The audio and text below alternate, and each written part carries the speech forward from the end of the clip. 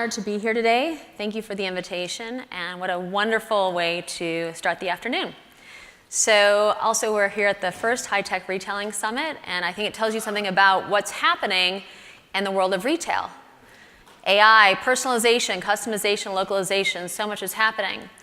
So we'll obviously talk about data, but also we find that there's so much inspiration that we're seeing from China, so I'll also talk about that. So what are we seeing? New retail is becoming a new reality. I'll talk a little bit about our organization and how we fit into the equation. So I work at a company called the Fung Group. We're a large Chinese conglomerate. We actually have 4 companies that are traded on the Hong Kong Stock Exchange. One is Li & Fung, which is the largest sourcing company in the world. Another one is the Global Brands Group, which is a very large licensing company. The other one is Trinity, which is a high-end menswear company. And then we're actually Convenience Retail Asia, which you also might know as Circle K. So how do we fit into the equation? We're in the knowledge vertical. So FGRT provides thought leadership on navigating the intersection of retail, tech, and fashion, which I think we're all trying to figure out. Our research focuses on new retail, which we'll define shortly, consumer tech, retail real estate, which I think we're all trying to figure out, and extensive coverage of startups and disruptive technologies. So new retail. China leads the world in terms of comps. These are the most recent figures that we could get on a worldwide basis. So this is driven by increased internet access and improved logistics and infrastructure in rural areas. But how you define rural and how I define rural may be different. There are 160 cities in China with over 1 million people. There are 10 in the United States. So we're seeing some real changes in terms of access to shopping and to things.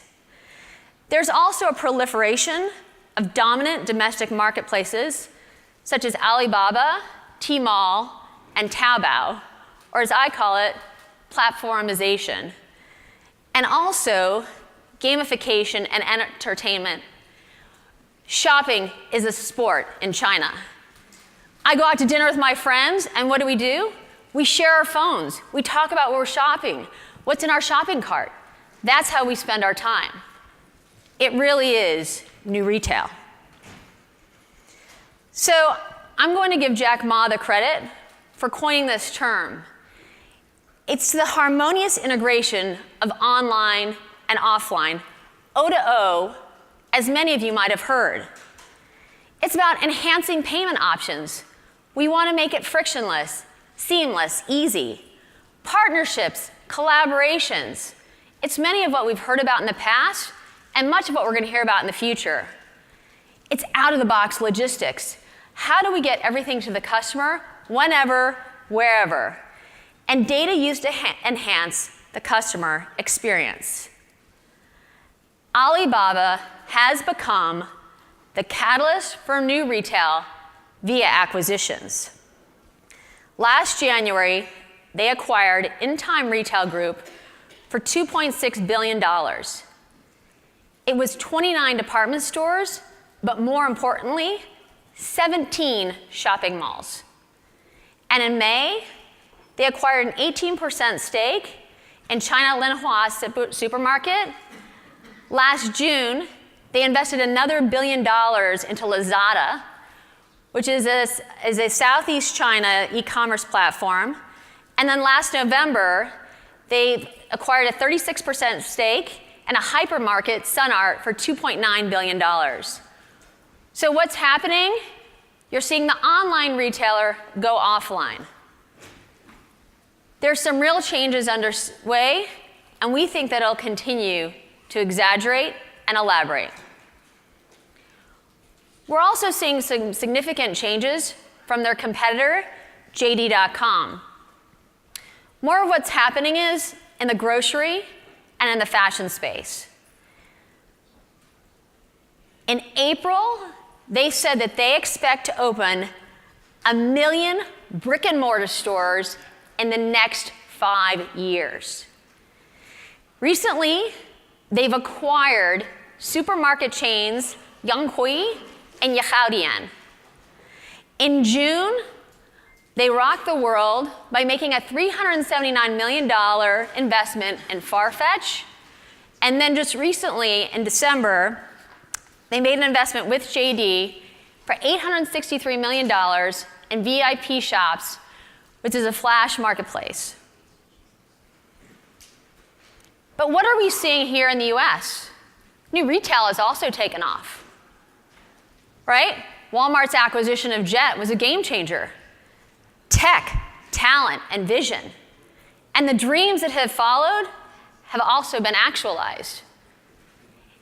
In the third quarter of 2017, Walmart delivered a 50% comp in e-commerce. As an analyst who followed Walmart for 17 years, that is a number I never expected to see delivered. But what else have we seen? What do we see on this chart? We see bonobos, we see ModCloth, we see Moose Jaw. And most recently, they've acquired Parcel. Pretty soon, we'll have same-day delivery of the items that we order from Walmart. But wait, it's not over. We're also seeing new retail at Amazon with the acquisition of Whole Foods, and also with their partnership, in my opinion, with Kohl's. We're seeing some significant changes. So Amazon has decreased the prices at Whole Foods. I can now buy items from Whole Foods when I shop at Amazon Fresh. I can also return my Amazon purchases to Kohl's, and when I do, what happens? I get a bounce back coupon into Kohl's. In addition, for those of you who shop at Kohl's, in select stores, there are actually Amazon home centers. So we're starting to see some very interesting changes, and in my opinion, it wasn't just the weather that drove sales this holiday season, it was new retail. And there's more. We're seeing pop-ups, pop-ins, store collaborations and acquisitions, and we're seeing companies such as Everlane, where the founder swore they would never open a store. We're gonna shut the company down before we go to physical retail. So, and what happened on December 2nd? They opened a store. Warby Parker, 50% of their sales are now in physical stores. We're seeing some unbelievable changes happen. And yes, our prior speaker talked about what's happening in terms of store closures, but I think we just haven't seen some of the gamification and entertainment that we're seeing in China come to the US. But I do believe that AI will change all of that. So retailers like Target are thinking in a new direction with partnerships and collaborations with pure play and hybrid models like Harry's and Casper, and also a great focus on localization. We also continue to think the pop-ups and pop-in models around the holiday season may continue year-round. So I want to talk a little bit about new inspirations, building ecosystems of interdependent businesses by integrating commerce, payment, data logistics, and marketing. And some of these inspirations will come from my travels overseas. So AI in the future store, automation. Bingo Box is a 24-hour self-service C-store. With a simple smartphone scan, customers can enter the store, pick up the goods, and pass through checkout with RFID. By the end of 2018, the expectation is for 5,000 Bingo Box stores to be in China. With regard to Xiaomai, it's an automated C-store operator where users scan their face to enter the store. And the way that there is, let's just say, no damage to the store and no theft is because the store knows that you're in there, and they won't allow you back into the store if any issues happen while you're in the store. Alibaba unveiled a cashless store called Tao Cafe at the Taobao Maker Festival in 2017. And once again, they use facial recognition technology and Alipay for this experience. I also met a very interesting company yesterday here in Eureka Park called iPoli. They're actually licensing technology here in the US, and it's for autonomous store technology for small boxes, and it will be available in February. We're talking about a 2,000 square foot box, but this will be great for C-stores, et cetera, and we can start to see these types of stores happen within the first half of 2018, right here in our own backyard. So China's becoming frictionless, cashless. We have almost 52% penetration of Alipay and 38% penetration of WeChat. So this gentleman here with his QR code around his neck, he's someone you might see on the street, a beggar, a panhandler, a homeless person. I can actually give him money through WeChat so that he may go spend money in any one of a number of ways. It's a very interesting way that society is moving forward. And in 11 cities now throughout the United States, Alipay is actually accepted so that outbound Chinese tourists can pay for their cab ride and soon to be many more things.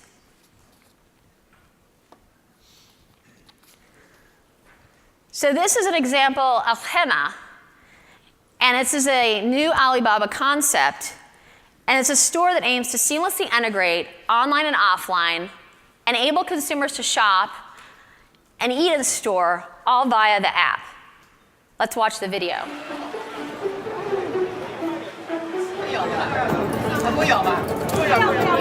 It's not every day that you see Jack Ma at the grocery store.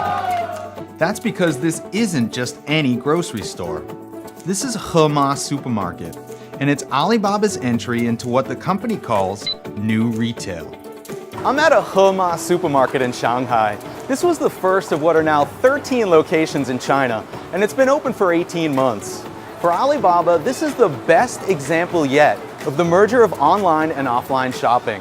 Hema uses technology and data to provide a seamless and more efficient shopping experience for consumers. For starters, everything at Hema is powered by mobile.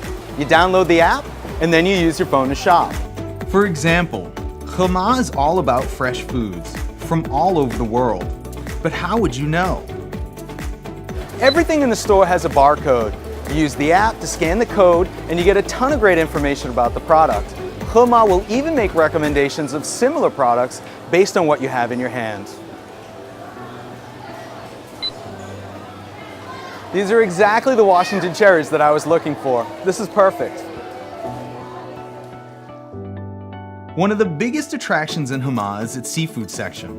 That's because in China, there's a long tradition of hand-picking the freshest seafood for consumption. And at Hema, that means you don't even have to wait until you get home to eat. You can have it cooked for you right here in the store, just like Jack Ma did. This is our first time coming here after work. The place is quite big, clean, and bright.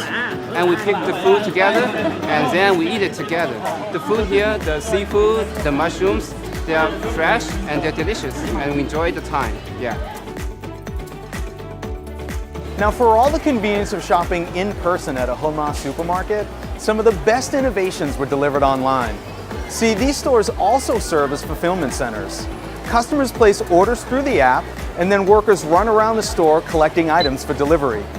Each store serves a radius of about 3 kilometers, about 1.5 miles, and they can serve thousands of orders a day, each within 30 minutes.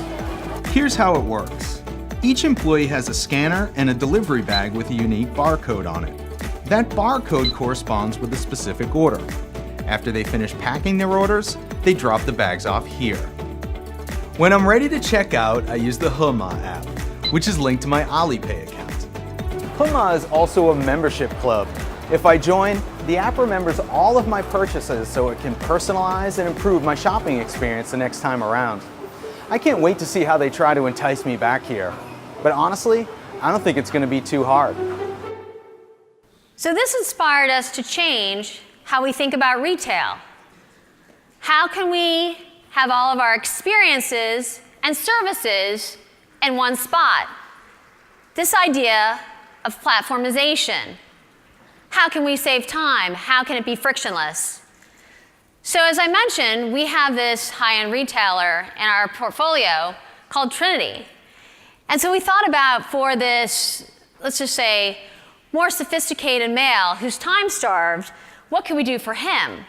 Dry cleaning, clothing storage, shopping, teeth whitening, haircut, a shave.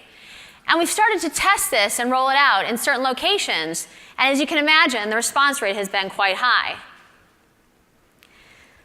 But as Laura had mentioned in her previous presentation, how much is creepy or helpful? How personal is too personal?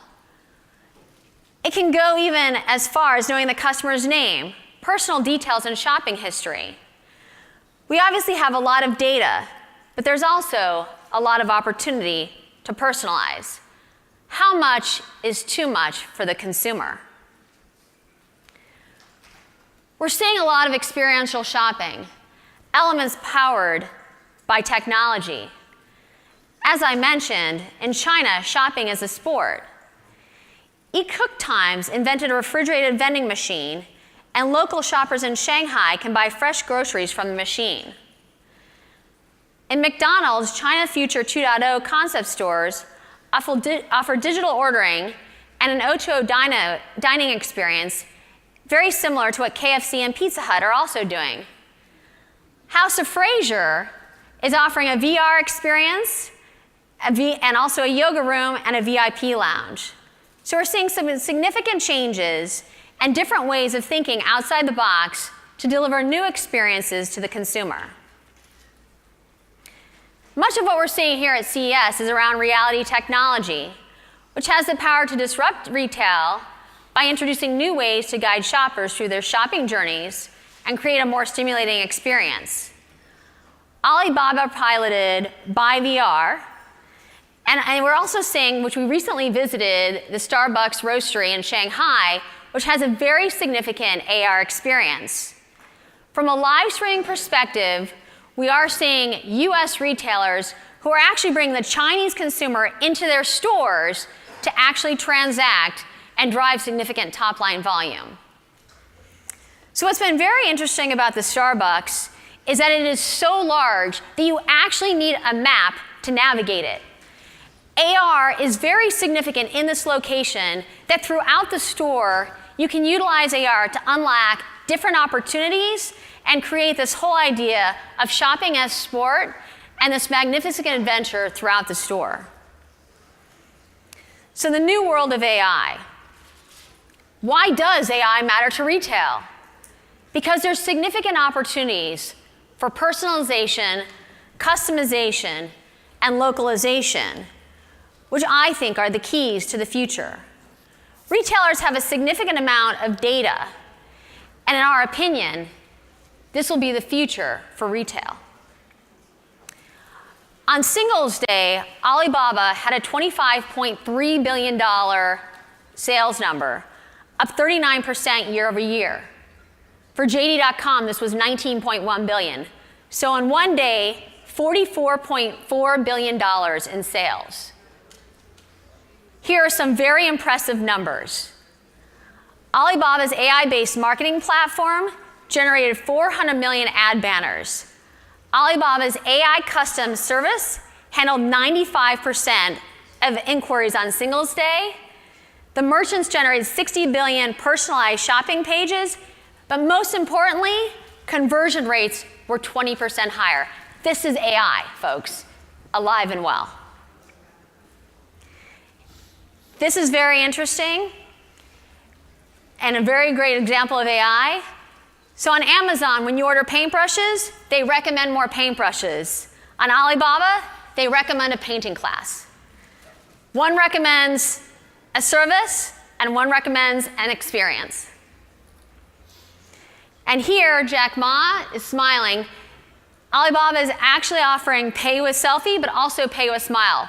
I think when you smile to pay, you probably want to shop more. That's my own experience. And AI is essential for robotics. JD.com sent robotics out in June for the first time. This was ahead of their 8/8 shopping festival. You actually use WeChat to unlock the robot. They send you a text message, and then you use a QR code to open the robot. Walmart is testing Boston Over Robotics, which is 4 times faster than the human component, and it allows consumers to then interact and deliver better customer experience. So what are the key takeaways from today? 1, new retail represents the next generation of consumer experiences. 2, it provides the best customer experience 24/7, which is what we're all striving for. And 3, we're continually inspired when we travel to China and find new technologies and new ways to implement them here in the US. And lastly, AI enables retailers to build emotional connections with consumers in new ways. And we think that 2018 is the year for AI. Thank you for your time. I'm honored to be here today.